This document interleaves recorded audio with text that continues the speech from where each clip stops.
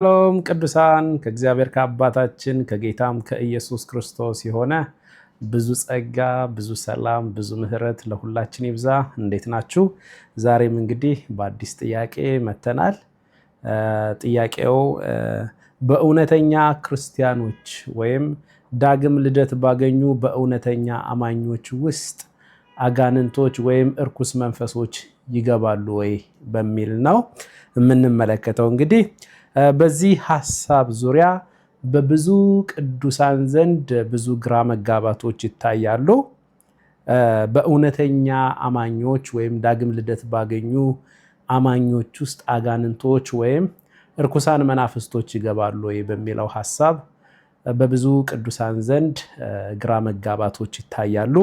ምናልባትም ደግሞ ይህ ግራ መጋባት የመጣው አንዳንድ ጊዜ በጉባኤ በሚደረጉ ጸሎቶች ወይም የጸሎት ህብረቶች ከኳየሮች፣ አንዳንድ ጊዜም ደግሞ በልሳን ይናገሩ ከነበሩ ሰዎች ደግሞ እርኩሳን መናፍስቶች እየጮሁ ሲወጡ ይመለከታሉ። አንዳንድ ጊዜ ያ እርኩስ መንፈስ ራሱ በልሳን እየተናገረ ህዝቡን እንደሚረግምና ኢየሱስን እንደሚሳደብም ደግሞ መጨረሻ ላይ ይደረስበታል ማለት ነው። ስለዚህ እርኩስ መንፈስ ጮሆ ሲወጣ በማየታቸው ምክንያት በብዙ ቅዱሳን ዘንድ ግራ መጋባት ይታያል። በእውነተኛ አማኞች ዳግም ልደት ባገኙ አማኞች ውስጥ እርኩስ መንፈስ ይገባል ብለው ወደ ማመንም ይሄዳሉ። አንዳንድ ጊዜ እንደዛም ብለው ደግሞ የሚያስተምሩ ሰዎች ይኖራሉ እና በእውነት ዳግም ልደት ባገኙ በእውነተኛ አማኞች ውስጥ እርኩስ መንፈስ ይገባል ወይ ወይም አጋንንቶች ይገባሉ ወይ የሚለው ነገር እንግዲህ ጥያቄ ነው ማለት ነው።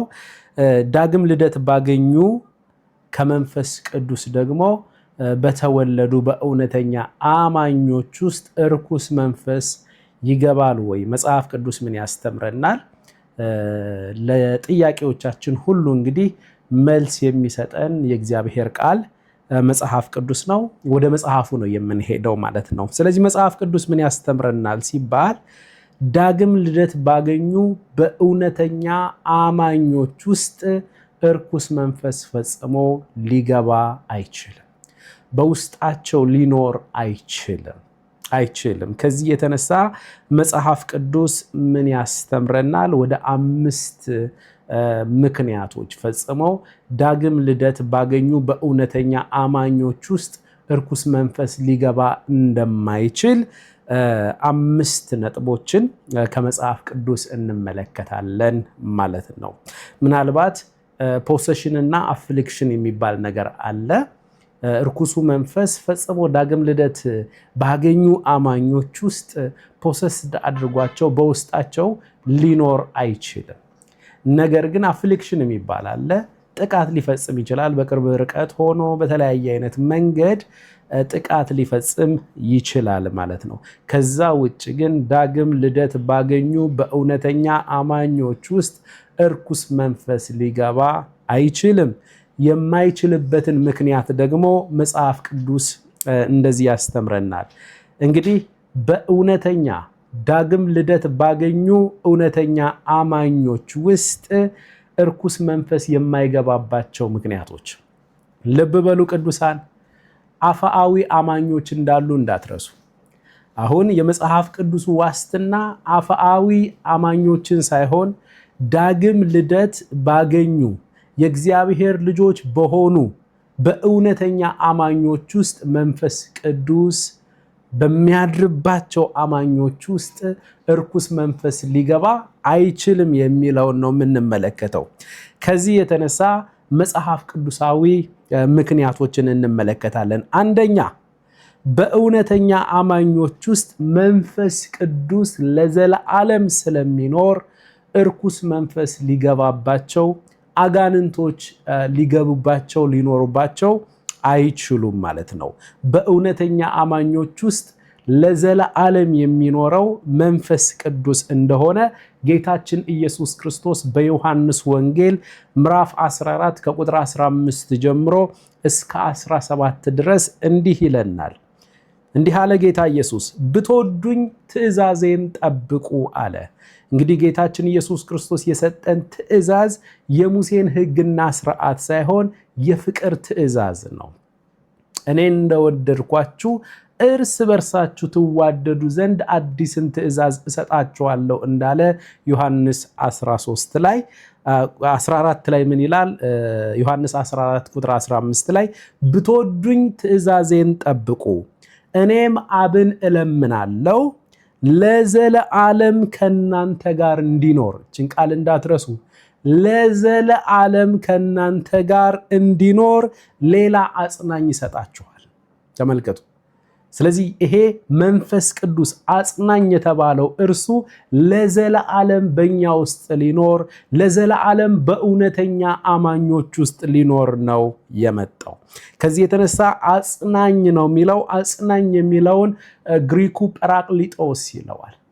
በእውነት በውስጣችን ሆኖ የሚኖር፣ ስንደክም የሚያበረታን፣ አቅምን የሚሰጠን፣ ወደ እውነት ሁሉ የሚመራን እርሱ መንፈስ ቅዱስ አጽናኝ ወይም በግሪኩ ጰራቅሊጦስ ተብሏል።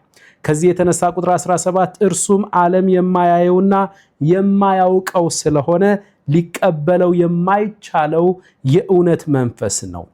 ነገር ግን ከናንተ ዘንድ ስለሚኖር በውስጣችሁም ስለሚሆን እናንተ ታውቃላችሁ አለ ጌታ ኢየሱስ።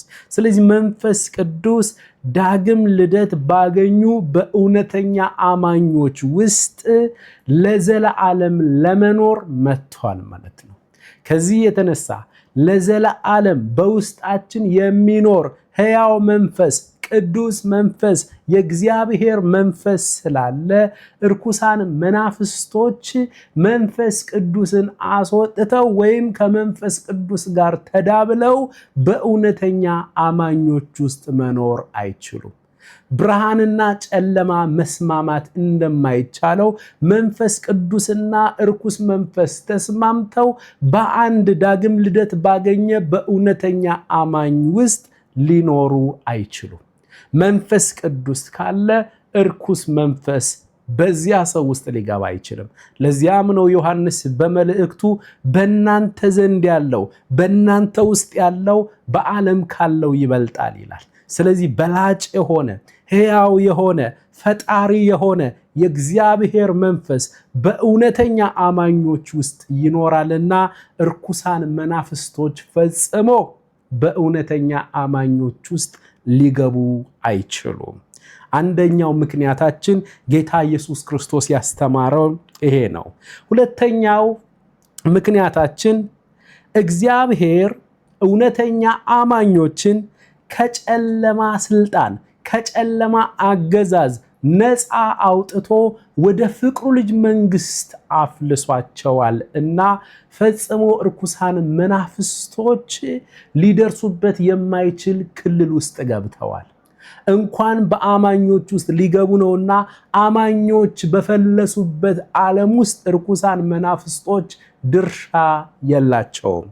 ቆላሲስ ምዕራፍ 1 ቁጥር 13 የእግዚአብሔር ቃል እንዲህ ይለናል፣ እርሱ እግዚአብሔር ከጨለማ ስልጣን አዳነን ይላል። ሃሌሉያ!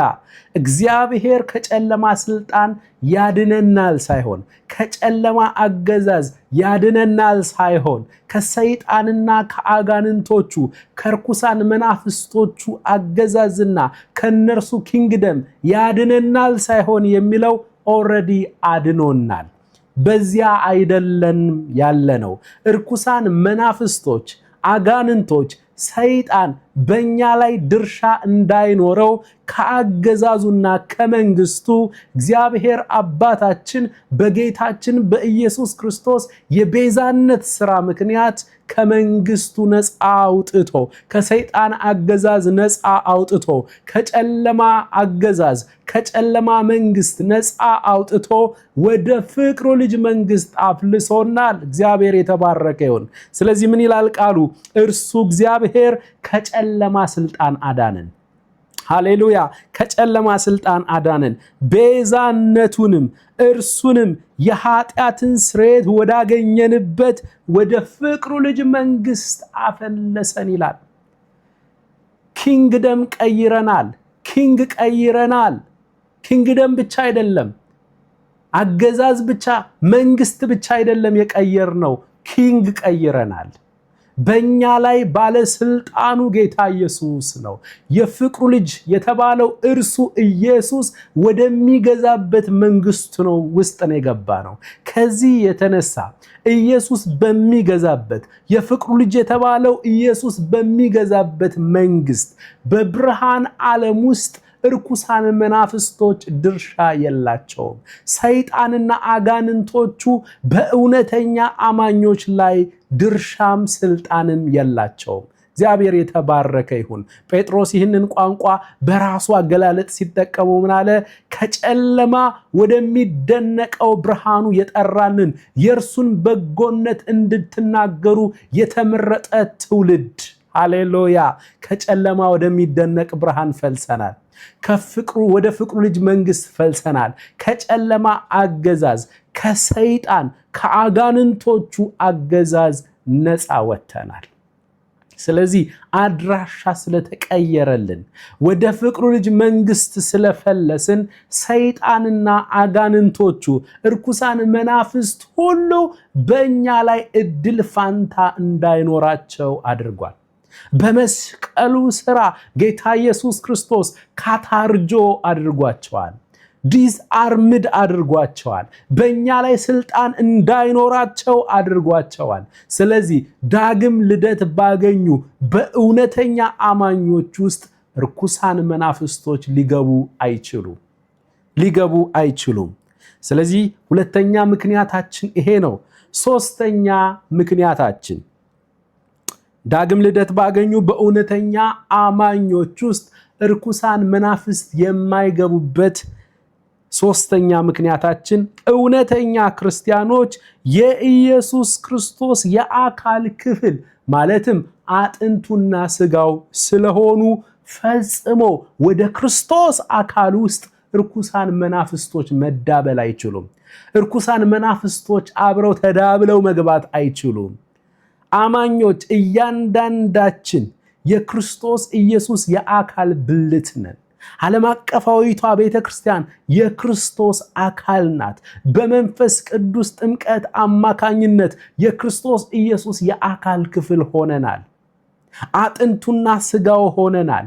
ከዚህ የተነሳ ወደ ክርስቶስ አካል ውስጥ እርኩሳን መናፍስቶች ተዳብለው መግባት አይችሉም። መጽሐፉ እንደሚለን እንደዚያው ነን። ኦኬ፣ ጥቅስ ያስፈልገናል። አንደኛ ቆሮንቶስ ምዕራፍ 12 ከቁጥር 12 ጀምሮ የእግዚአብሔር ቃል እንዲህ ይለናል። አካልም አንድ እንደሆነ ብዙም ብልቶች እንዳሉበት፣ ነገር ግን የአካል ብልቶች ሁሉ ብዙዎች ሳሉ አንድ አካል እንደሆኑ ክርስቶስ ደግሞ እንደዚሁ ነው። የቤተ ክርስቲያን ራስ ክርስቶስ ስለሆነ ስለ አካል አውርቶ መጽሐፉ በክርስቶስ ራስ በሆነው መታወቂያችን በሆነው በክርስቶስ ነው የሚጠቀልለው። ቀጥሎ ምን ይላል? ቁጥር 13ን ተመልከቱ። አይሁድ ብንሆን፣ የግሪክ ሰዎች ወይም አሕዛቦች ብንሆን፣ ባሪያዎች ብንሆን፣ ጨዋዎችም ብንሆን እኛ ሁላችን በአንድ መንፈስ አንድ አካል እንድንሆን ተጠምቀናልና ሁላችንም አንዱን መንፈስ ጠጥተናል። ወረድ ይልና ወደ ቁጥር 27 ላይ እናንተ የክርስቶስ አካል ናችሁ፣ እያንዳንዳችሁ ብልቶች ናችሁ ይላል። ሁላችን እንደ ዓለም አቀፍ ቤተ ክርስቲያን የክርስቶስ አካል ስንሆን እያንዳንዳችን እውነተኛ አማኞች ሁሉ ደግሞ በመንፈስ ቅዱስ ጥምቀት ተጠምቀው የክርስቶስ ኢየሱስ የአካል ክፍል ወይም ብልቱ የሆኑ ናቸው። ከዚህ የተነሳ ሁላችን አንድ ላይ የክርስቶስ አካል ነን። እያንዳንዳችን ደግሞ የአካል ክፍሉ ብልቶች ነን። ከዚህ የተነሳ በእውነተኛ አማኞች ውስጥ ርኩሳን መናፍስቶች ገቡ ማለት በክርስቶስ አካል ውስጥ ርኩሳን መናፍስቶች ተዳብለው ገብተዋል ማለት ነው። ፈጽሞ ቅዱሳን፣ ፈጽሞ የማይሆን ነገር ነው። መጽሐፍ ቅዱሱ የማይደግፈው ነገር ነው። ከዚህ የተነሳ በክርስቶስ አካል ውስጥ አጋንንቶች፣ ርኩሳን መናፍስቶች ተዳብለው መግባት ስለማይችሉ በእውነተኛ አማኞች ውስጥ ፖሰስድ ሆነው መኖር አይችሉም። ቀጥሎ ኤፌሶን ምዕራፍ 5 ቁጥር 30 ላይ በጣም በሚገርም ሁኔታ አማኞች እውነተኛ አማኞች የክርስቶስ ኢየሱስ የአካል ክፍል ማለት አጥንቱና ስጋው እንደሆኑ መጽሐፍ ቅዱስ ይናገራል። ኤፌሶን ምዕራፍ 5 ቁጥር 30 ላይ ላንብብላችሁ። እንዲህ ይላል፣ ማንም የገዛ ስጋውን የሚጠላ ከቶ የለምና፣ ነገር ግን የአካሉ ብልቶች ስለሆንን ክርስቶስ ደግሞ ለቤተ ክርስቲያን እንዳደረገላት ይመግበዋል ይንከባከበውማል የሚል ቃል አለ። ግን አማርኛው ትንሽ ሃይድ አድርጎታል። እንግሊዘኛው KJV ቨርዥን ያላችሁ መመልከት ትችላላችሁ። ቁጥር 30 ላይ for we are members of his body ይላል። for we are members of his body, of his flesh and of his bones ይላል። እኛ የክርስቶስ ኢየሱስ የአካል ክፍሎች ነን፣ ማለትም ስጋውና አጥንቶቹ ነን። እውነተኛ አማኞች የክርስቶስ ስጋ፣ እውነተኛ አማኞች የክርስቶስ አጥንት የአካሉ ክፍል ናቸው። ስለዚህ የአካሉ ክፍል አጥንቱና ስጋው በሆኑ አማኞች ውስጥ ርኩሳን መናፍስቶች ይገባሉ ብሎ ማሰብ የክርስቶስ አካል ውስጥ ርኩሳን መናፍስት ይገባሉ እያሉ ነው። አንዳንድ ሰው እንደዚያ ነው። ሳያውቅ መድረክ ላይም ቆሞ ሌላ ትምህርት እያስተማረ ነው፣ እንግዳ ትምህርት እያስተማረ ነው። በእውነተኛ አማኞች ውስጥ ርኩሳን መናፍስቶች ሊገቡ አይችሉም። ሶስተኛ ምክንያታችን ይሄ ሲሆን፣ አራተኛ ምክንያታችን የአማኞች የእውነተኛ አማኞች ስጋ በውድ ዋጋ በኢየሱስ ክርስቶስ ክቡር ደም የተገዙ የእግዚአብሔር ንብረቶች ናቸው። የእግዚአብሔር ንብረቶች በውድ ዋጋ በኢየሱስ ክርስቶስ ክቡር ደም የተገዙ የእግዚአብሔር ንብረቶች ስለሆኑ በእግዚአብሔር ንብረት ላይ እግዚአብሔር በክቡር በክርስቶስ ኢየሱስ ደም በገዛቸው በንብረቶቹ ላይ ሰይጣንና አጋንንቶቹ እድል ፋንታ የላቸው። እውነተኛ ክርስቲያኖች በውድ ዋጋ የተገዙ የእግዚአብሔር ንብረቶች ናቸውና እግዚአብሔር የራሱን ንብረት ለአጋንንቶች ለርኩሳን መናፍስቶች መኖሪያ ይሆኑ ዘንድ አይፈቅድም። ይልቅስ የመንፈስ ቅዱስ መኖሪያ፣ የመንፈስ ቅዱስ ማደሪያ፣ የመንፈስ ቅዱስ ቤተ መቅደስ እንደሆኑ መጽሐፍ ቅዱስ በአንደኛ ቆሮንቶስ ምዕራፍ 6 ከቁጥር 19 ጀምሮ እስከ 20 ድረስ ይነግረናል። ቃሉ ምን ይላል? ወይስ ስጋችሁ ከእግዚአብሔር የተቀበላችሁት በእናንተም የሚኖረው የመንፈስ ቅዱስ ቤተ መቅደስ እንደሆነ አታውቁምን? በዋጋ ተገዝታችኋልና ለራሳችሁ አይደላችሁም። ስለዚህ በስጋችሁ እግዚአብሔርን አክብሩ ይላል። የሚገርም መገለጥ፣ የሚገርም የከበረ ቃል ነው የምናነበው። ወይስ ስጋችሁ፣ ልብ በሉ፣ ከእግዚአብሔር የተቀበላችሁት በእናንተም የሚኖረው፣ በውስጣችን ነው መንፈስ ቅዱስ የሚኖረው፣ በእናንተም የሚኖረው የመንፈስ ቅዱስ ቤተ መቅደስ እንደሆናችሁ አታውቁም?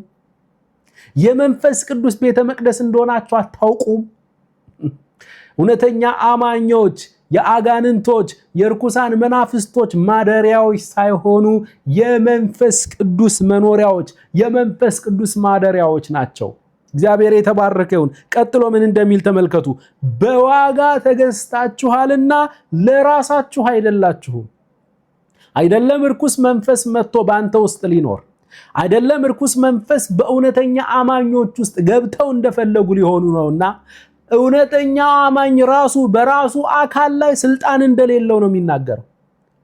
እውነተኛ አማኞች በራሳችን አካል ላይ ስልጣን የለንም። የራሳችን አካል ነው ብለን እንደፈለግን አካላችንን ማንቀሳቀስ አንችልም።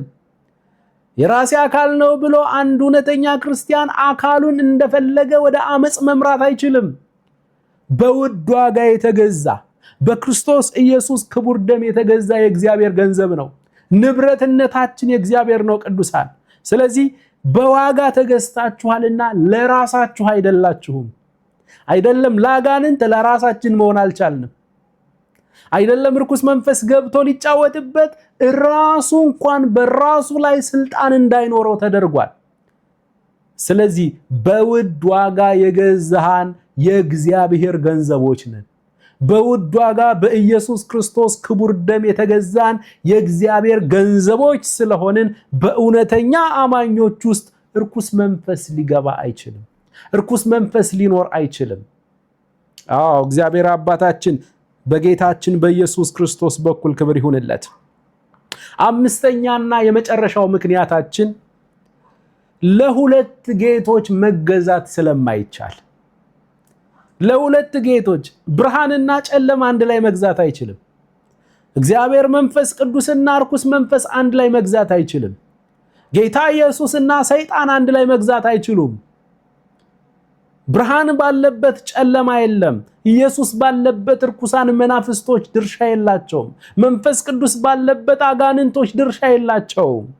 መጽሐፍ ቅዱስ ለሁለት ጌቶች ለብርሃንና ለጨለማ መገዛት እንደማይቻል፣ ለሰይጣንና ለኢየሱስ መገዛት እንደማይቻል መጽሐፍ ቅዱሱ ያስተምረናል። ስለዚህ ክርስቲያኖች ውስጥ ሁለት ጌቶች ማለትም መንፈስ ቅዱስና ርኩሳን መናፍስቶች አብረው መኖር አይችሉም። መንፈስ ቅዱስንም አስወጥተው በአማኞች ውስጥ መኖር የሚችሉ ርኩሳን መናፍስቶች የሉም። መንፈስ ቅዱስን ማስወጣት የሚችል ርኩስ መንፈስ የለም። ለዘላለም በእኛ ውስጥ ሊኖር የመጣ ሕያው የሆነ ኃያል የሆነ ርኩሳን መናፍስቶችን ሁሉ የሚያባር ሕያው መንፈስ ነው ያለው በእኛ ውስጥ። የሚበልጥ መንፈስ ነው ያለው። በእናንተ ውስጥ ያለው በዓለም ካለው ይበልጣል ተብሎ ተጽፏል። ምንኛ መታደል ነው! ይህንን ማስተዋል ጌታ ያብዛልን፣ ጌታ ይጨምርልን። ከዚህ የተነሳ ልብ እንድትሉ የሚያስፈልገው ነገር ቅድም ስጀምር አንድ ነገር ተናግሬያለሁ። ፖሴሽን እና አፍሊክሽን የሚባል ነገር አለ። ፖሴሽን እና አፍሊክሽን የሚባል ነገር አለ። ርኩሳን መናፍስቶች ፈጽሞ በእውነተኛ ዳግም ልደት ባገኙ አማኞች ውስጥ መተው ፖሰስድ መሆን በውስጡ መኖር አይችሉም። ነገር ግን አፍሊክሽን ሊኖር ይችላል። በተለያየ ምክንያት በተለያየ አቅጣጫ አፍሊክሽን ይኖራል። ጥቃቶች ሊኖሩ ይችላሉ። ጥቃት ፈጸሙ ማለት ግን ዳግም ልደት ያገኙ እውነተኛ አማኞች ውስጥ ገብተው እየኖሩ ነው ማለት አይደለም። ይህንን ልናስተውል ይገባናል። በመቀጠል መጀመሪያ ላይ ስንጀምር በብዙ ቅዱሳን ዘንድ መጽሐፉ የሚያወራው ሌላ፣ አሁን ያየናቸው 5 ምክንያቶች አሉ። መጽሐፍ ቅዱሱ እውነተኛ አማኞች ውስጥ ፈጽሞ ርኩሳን መናፍስቶች ሊገቡ እንደማይችሉ ሊኖሩባቸው እንደማይችሉ በዝርዝር ተመልክተናል። ታዲያ ምንድነው? አንዳንድ ጊዜ ኮንፈረንስ በሚዘጋጅበት ጊዜ፣ አንዳንድ ጊዜ የጸሎት ጉባኤዎች የዴሊቨረንስ ፕሮግራም በሚደረግበት ጊዜ ኳየር ከሆነች ሴት ርኩስ መንፈስ ወጣ፣ በልሳን ስትናገር ከነበረች ሴት ርኩስ መንፈስ ወጣ፣ ጸሎት ፕሮግራም ትመራ ከነበረች ሴት ርኩስ መንፈስ ወጣ። ምንድነው ግራ መጋባቱ? ምንድነው ታዲያ ዳግም ልደት ያገኙ አማኞች ውስጥ ርኩሳን መንፈስ ገቡ ማለት አይደለም። ፈጽሞ ቅዱሳን ፈጽሞ የቸርች አባል መሆን እና የክርስቶስ ኢየሱስ የአካል ክፍል መሆን ይለያያል። ለዚያም ነው የወንጌል ስብከታችን ጥርት ያለ መሆን አለበት። ተአምራትን ሰምቶ የሚመጣ ብዙ አባል አለ። እስካሁን ድረስ ግን እውነተኛ ወንጌል ገና ያልሰማ፣ አሁን የምናየው ነገር በሙሉ አይደለም አባል ነውና መድረክ ላይ የቆሙ ሰዎች እንኳን አጋንንት ያለባቸው ሰዎች እንደሆኑ አንዳንዶቹ እያየን ነው። አጋንንት ያለባቸው ሰዎች እንኳን መድረክ ላይ የቆሙ ያለበት ዘመን ነው። በጣም አስደንጋጭ ነው። የተለያዩ ነገሮችን እየተመለከትን ያለ ነው። ስለዚህ አንድ ሰው መድረክ ላይ ቆመ ማለት፣ አንድ ሰው ዘመረ ማለት፣ አንድ ሰው የሆነ ሰርቪስ ሰጠ ማለት ፈጽሞ ዳግም ልደት ተወልዷል ማለት አይደለም። በስንዴዎች መካከል እንክርዳዶች እንዳሉ እንዳትረሱ። በእውነተኛ አማኞች መካከል አፍአዊ አማኞች አሉ። ክርስትናን ኮንፊውዥን የሞላበት ለማድረግ በቅዱሳን ዘንድ ግራ መጋባትን ለመፍጠር የራሱን ሰዎች ሊጠቀም ይችላል። ስለዚህ ገና ነፃ ያልወጡ ገና ዳግም ልደት ያላገኙ አንዳንድ ሰዎች ሊኖሩ ይችላሉ። ስለዚህ በእንደዚህ አይነት ፕሮግራም ላይ እንደዚህ አይነት ነገር ተከሰተ ማለት እነዛ ሰዎች ዳግም ልደት ተወልደው ርኩስ መንፈስ ከዚያ በኋላ መንፈስ ቅዱስን አስወጥቶ በእነርሱ ውስጥ ርኩስ መንፈስ ገባ ማለት አይደለም። ስለዚህ ወንጌል ስንሰብክም በስነ ስርዓት ወንጌሉን ልንሰብከው እና ቅዱሳን ንስሐ አስገብተን በስነ ስርዓት የክርስቶስ ኢየሱስ ደቀ መዝሙር ልናደርጋቸው ይገባል። አሁን ላይ ግን የሚታየው ነገር ግራ የተጋባ ነገር ነው። በግርግር የተሞላ ነገር ነው። አይደለም ታች ያሉት አባላቶች ናቸውና መድረክ ላይ የሚቆሙት እንኳን አንዳንዶቹ ገና ዴሊቨረንስ ያላገኙ ናቸው።